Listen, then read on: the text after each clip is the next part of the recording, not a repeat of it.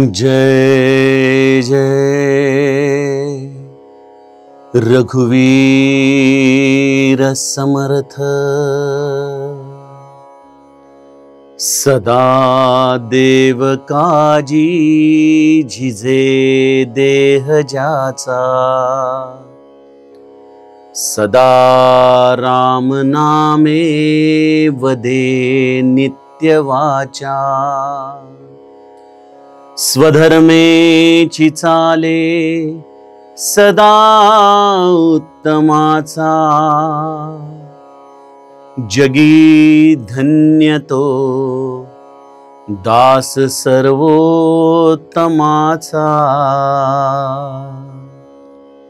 जय जय रघुवीर समर्थ। श्रोता वक्ता श्रीराम समर्थ। जय जय रघुवीर समर्थ।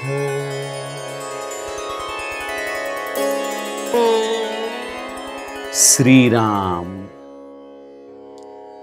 आपल्या सर्वांच्या हृदयस्थ बसणाऱ्या आत्मारामास साष्टांग प्रणिपात करून मनोबोध एक अंतरयात्रा ह्या आपल्या श्री समर्थ रामदास स्वामींच्या मनाच्या श्लोकांचा जो आपण चिंतनात्मक मागोवा घेत आहोत।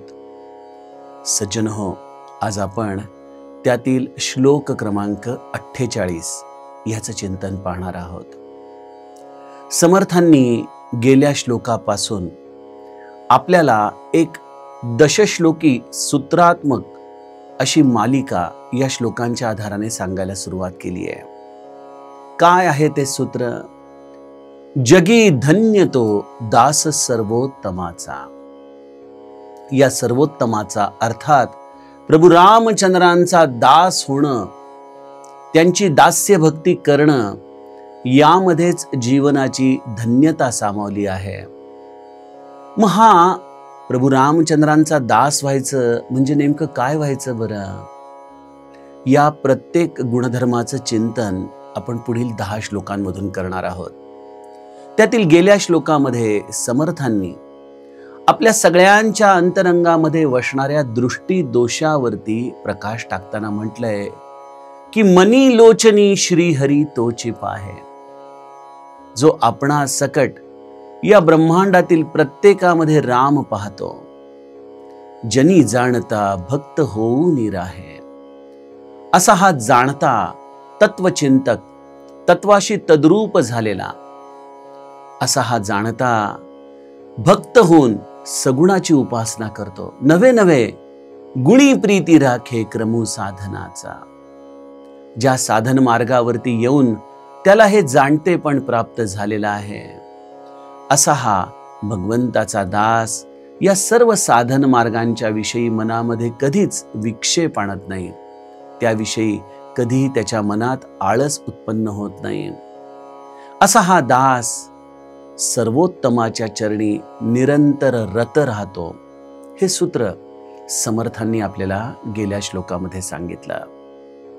या सर्वोत्तमाच्या दासाचं आता दुसरे गुणधर्म समर्थ आपल्याला आजच्या श्लोकामध्ये सांगत आहेत। काय म्हणतायत समर्थ? सदा देव काजी झिजे देह ज्याचा। अर्थात जो निरंतर या देव कार्यामध्ये आपल्या देहाला झिजवतो, सदा राम नामे वदे नित्य वाचा।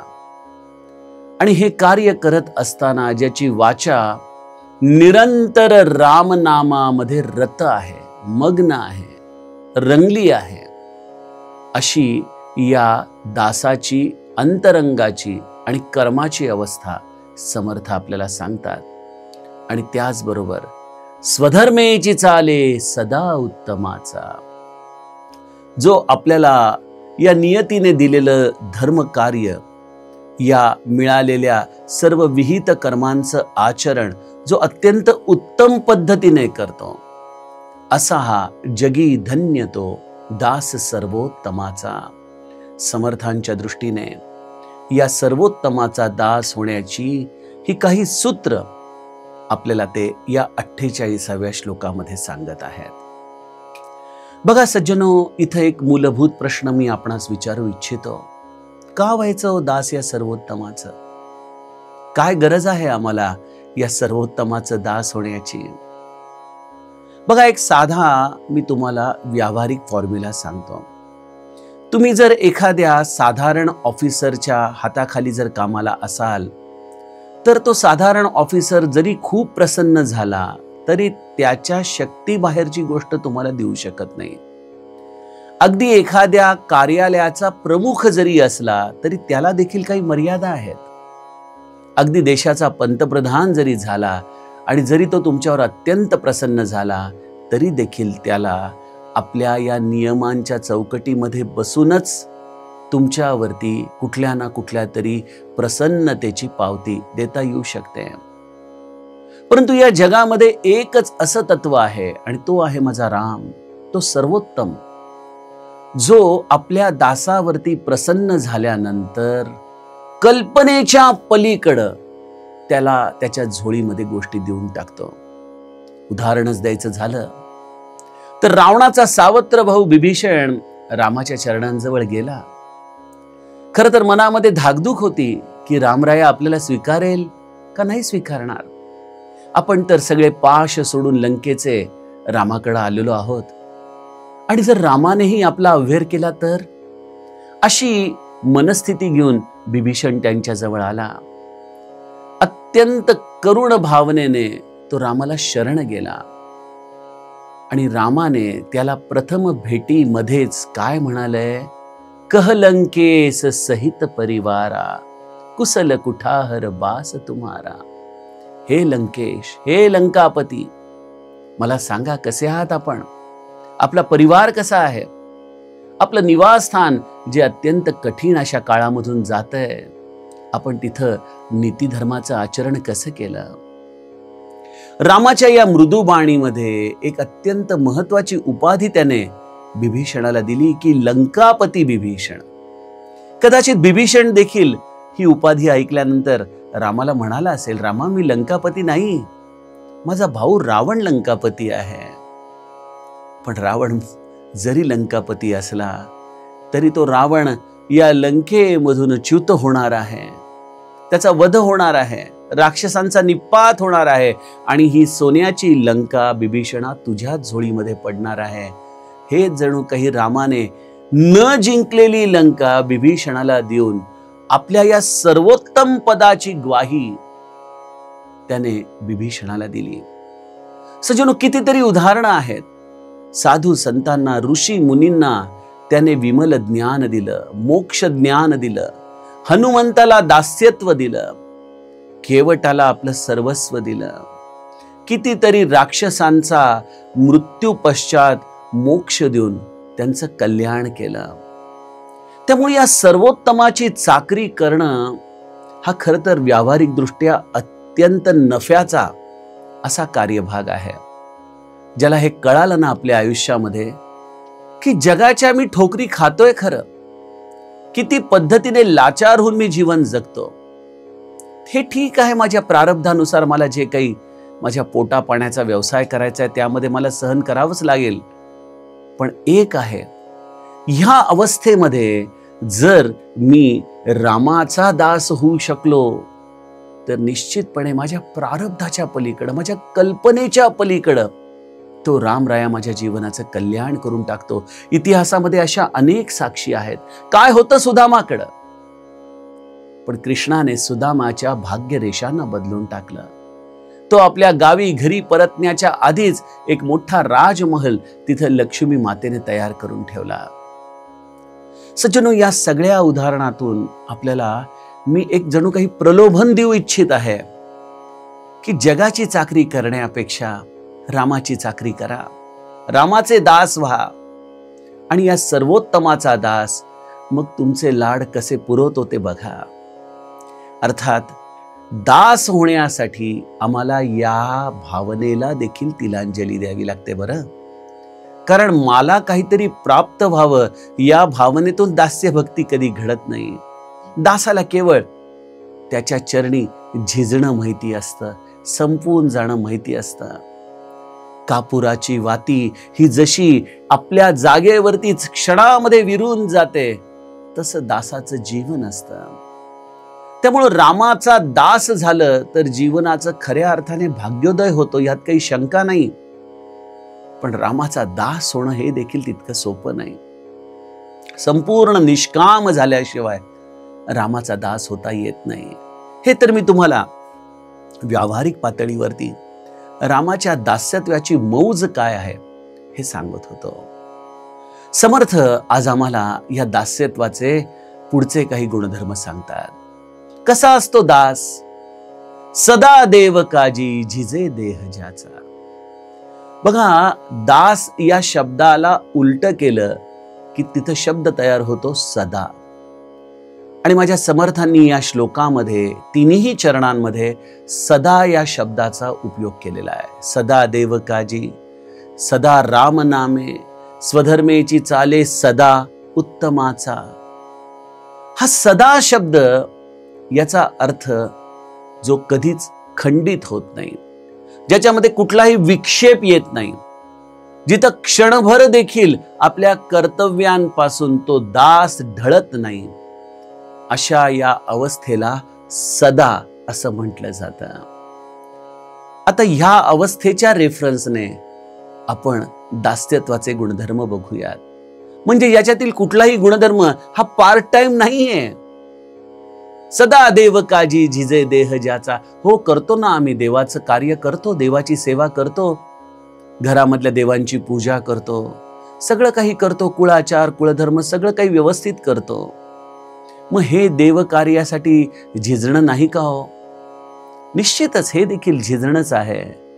परंतु सज्जनो, इथं सदा या शब्दाला न्याय देत आम्हाला ही सगळी कार्य करायची आहेत. मुळात यासाठी आम्हाला देव काजी या शब्दाचा नीट अर्थ समजून घेतला पाहिजे. सदा देव काजी, जो देवाच्या निमित्ताने देवासाठी निरंतर झिजतो, अशा या सर्वोत्तमाच्या दासाचं हे पहिलं लक्षण आहे. देव कार्य म्हणजे अर्थातच पहिला टप्पा, ज्याची आपण उदाहरणं बघितली की सगुण उपासनेमध्ये आपण आपल्या घरामध्ये असलेल्या देव, धर्म, कुळाचार इत्यादी सर्व गोष्टींमध्ये वेळ काढणं, त्याच्यासाठी झिजणं. आणि हे आजच्या काळामध्ये सांगणं गरजेचं पडतं, कारण जिथं मनुष्याचं सगळं प्राक्तन हे त्याच्या हाताच्या घड्याळाशी बांधलं गेलंय, तिथं त्याला या देवपूजेसारख्या गोष्टींना वेळ देखील नसतो. अनेकदा लोक पटकन चाळणीमध्ये देवांना घेतात, बेसिनमध्ये नेतात, पटकन त्यांच्यावरती पाणी टाकतात, जागेवर ठेवतात की 2 मिनिटांमध्ये पूजा करून मोकळे, आणि झाली बाबा देवपूजा, असं देखील आपण म्हणतो. सज्जनो, देव कार्यासाठी आपण अर्चन भक्ती, वंदन भक्ती वाचावी. समर्थांना किती पद्धतीने या देव कार्यामध्ये झिजणं अपेक्षित आहे हे आपण समजून घ्यावं. आपल्याला जुने दिवस आठवत असतील, जेव्हा घरामध्ये आजी आजोबा असायचे. चंदनाचं खोड सहाणीवरती उगाळून उगाळून सगळ्या देवांसाठी चंदन तयार केलं जायचं. देवाचे सगळे उत्सव हे घरामध्ये स्वयंपाक करून वेगवेगळ्या पद्धतीने आनंदाने साजरे केले जायचे. किती घरातली गृहिणी, घरातला पुरुष या कार्यासाठी झटायचे, होय की नाही? परंतु आता या सगळ्या फास्ट फूडच्या जमान्यात या सगळ्या गोष्टी प्लास्टिकच्या पिशवीमध्ये बंद झालेल्या आहेत. त्यामुळे या सगळ्या गोष्टींना आम्ही इन्स्टंट या रूपाने सगळं करायचा प्रयत्न करतो. काही हरकत नाही, कालाय तस्मै नमः. परंतु निदान आपण या देव कार्याचा हा पहिला टप्पा तरी नीट करावा. मनापासून देवपूजा करावी. जितकं जमेल तितकं शास्त्रोक्त पूजा करण्याचा आपण प्रयत्न करावा. दुसरी गोष्ट या देव कार्यामध्ये येते आणि तो म्हणजे स्वाध्याय, गुरुने दिलेली साधना. बघा, या देव कार्यामध्ये झिजण्यासाठी सगळ्यात उत्तम मार्ग आहे भगवंताच्या नामामध्ये राहणं. म्हणून तर समर्थांनी दुसऱ्या टप्प्यावरती आपल्याला अत्यंत महत्वाची गोष्ट सांगितली आहे की सदा राम नामे वदे नित्यवाचा. जो निरंतर रामनामामध्ये आहे. कारण रामनामामध्ये या देहाला झिजवणं याच्यासारखी या कलियुगामध्ये भगवंतासाठी सर्वोत्तम सेवा नाही बरं का. अत्यंत उपाधिरहित, त्याला कुठल्याही प्रकारचं दूषण लागत नाही, अशी या देव कार्यामधली सर्वोत्तम सेवा आहे रामनामाची सेवा. त्यामध्ये आपली जिव्हा निरंतर झिजवणं, त्याच्यासाठी वेळ देणं. बघा, आजच्या काळामध्ये आपण बघतो लोकांना एकमेकांसाठी वेळ नसतो बोलायला, होय की नाही. भगवंताचं नामस्मरण करणं म्हणजे रामाशी संवाद करणं आहे, रामाच्या समोर बसून हितगुज करणं आहे, त्याच्या त्या सुंदर रूपाला निरखणं आहे, त्याच्या या चरित्राचं अवलोकन करणं आहे. या रामनामस्मरणाच्या आधाराने आपण या सर्वोत्तमाचा दास होण्यासाठी आपला हा देह झिजवू शकतो. भगवंताच्या चरित्राचं वाचन, एखाद्या अद्वैत ग्रंथाचं अवलोकन, त्याच्यावरती एखादा सुंदर प्रबंध लेखन, चिंतन, हे देखील देव कार्य आहे आणि हे भगवंताच्या अधिक निकट जाणारं असं कार्य आहे. यामध्ये आपण आपला देह झिजवावा. पण देव काजी या शब्दाची व्याप्ती फार मोठी आहे. देव कार्य म्हणजे जिथं जिथं म्हणून आपण आपल्या स्वार्थाच्या पलीकडे जाऊन कार्य करतो ते रामकार्य आहे, ते देव कार्य आहे. जिथं केवळ आपल्या स्वार्थाचा विचार आहे ते आपल्या देहबुद्धीचं कार्य आहे. आणि जिथं सर्व जगाचं कल्याण व्हावं, निदान आपल्या समोर ज्याच्यामध्ये न्यूनता दिसत आहे ती न्यूनता पूर्ण करण्यासाठी केलेली धडपड, हे देखील भगवंताचं अतिशय सर्वोत्तम असं देव कार्य आहे. बघा, मनुष्य या राम कार्यामध्ये पुण्य संचय करतो. रामनामाच्या आधाराने तो पुण्यात्मा होतो. पण हे पुण्य हे तेव्हाच त्याच्या अनुभवाला येतं जेव्हा तो पुण्यात्मा या दीन दुबळ्यांसाठी स्वतः झटतो. काय गरज होती ओ श्री ब्रह्मचैतन्यांना गोंदोल्यामध्ये येणाऱ्या प्रत्येकासाठी झटण्याची, झिजण्याची, त्यांच्यासाठी हा प्रसाद, नैवेद्य, हे गाव जेवण, या सगळ्याच्या आधाराने त्यांना आपलंसं करून घेण्याची. कारण त्यांनी प्रत्येकामध्ये आपला राम पाहिला. बघा, त्यांच्यासाठी तो राम केवळ देव्हाऱ्यापुरता मर्यादित नव्हता. आणि सज्जनो, आजच्या काळामध्ये मी कोणाला दूषण देत नाही, परंतु परमार्थामध्ये एक अत्यंत संकुचित भावना तयार झाली आहे. मी आणि माझं नामस्मरण, मला ह्याच्या पलीकडे काही कळत नाही. चला, हे देखील ठीक आहे, परंतु जेव्हा आपल्यावरती वेळ येते, जेव्हा आपल्याला कोणाच्या मदतीची गरज असते, त्यावेळेला आपल्या मनामध्ये देखील हेच येतं, अरे मी एवढं सगळं करतो पण माझ्या मदतीला मात्र कोणी आलं नाही. सज्जनो, मनुष्याची ही संकुचित वृत्ती ही बऱ्याचदा त्याला दास बनवण्यापासून थोडंसं अंतर लांब ठेवते. बघा, कारण कुठलीच गोष्ट मनुष्य ही एकसारखी 24 तास करू शकत नाही. तुम्ही 24 तास देवपूजा करू शकत नाही, तुम्ही 24 तास स्वाध्याय करू शकत नाही, तुम्ही 24 तास साधना करू शकत नाही, तुम्ही 24 तास निरंतर रामनामस्मरण करू शकत नाही.